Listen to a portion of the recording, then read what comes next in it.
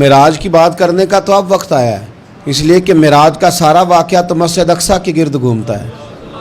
سبحان الذی اسریٰ بعبدہ لیلا من المسجد الحرام الی المسجد الاقصیٰ۔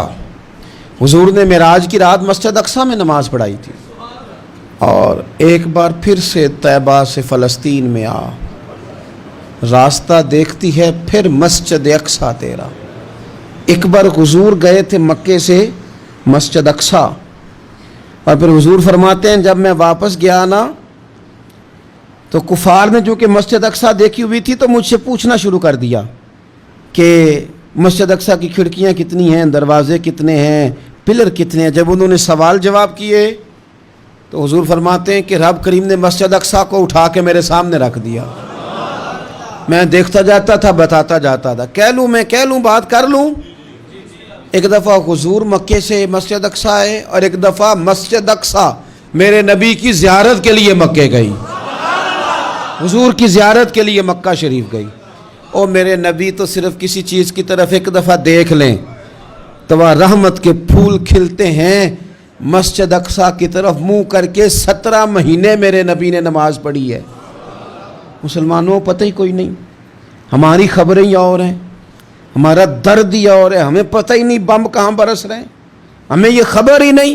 اور میں اس دور میں تقریریں کر رہا ہوں جہاں سوتوں کو جگانا نہیں پڑتا، جاگتوں کو جگانا پڑتا ہے۔ سیانے لوگوں کو سمجھانا ہمارے ذمہ لگ گیا، کیا کریں؟ اس قوم کو سکھانا پڑتا ہے جسے پتہ سارا ہے، لیکن جان بوجھ کے آنکھیں ہماری بند ہیں۔ یہ مولوی کو بات کرتا تو لوگ کہتے دیکھو مولوی گالی دیتا ہے، لیکن اگر قائد اعظم محمد علی جناح کہے کہ اسرائیل امریکہ کی ناجائز اولاد ہے تو پھر تو تمہیں ہضم کر لینا چاہیے نا، پھر تو لبرل کو بھی ہضم ہونا چاہیے نا کہ قائد اعظم نے کہا ہے، اور اس ناجائز بچے کو تم نے اتنی طاقتیں دے دی کہ وہ مسلمانوں کے قبلہ اول میں نماز پڑھنے والوں کو بھی نہ بخشے۔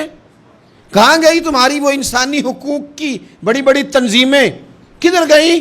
اور میرا پاکستانی میڈیا سے بھی سوال ہے، مسجد اقصیٰ کی توہین ہو گئی تو پھر طوفان کیوں نہیں اٹھا، ٹاک شو کیوں نہیں ہوئے، بحثیں کیوں نہیں ہوئی؟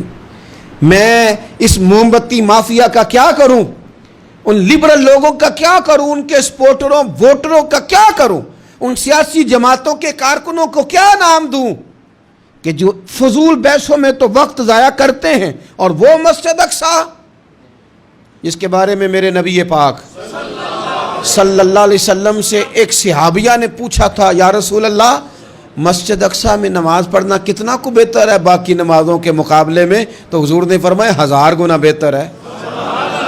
بی بی عرض کرنے لگی سونیا میں جا تو نہیں سکتی، دل بڑا کرتا ہے۔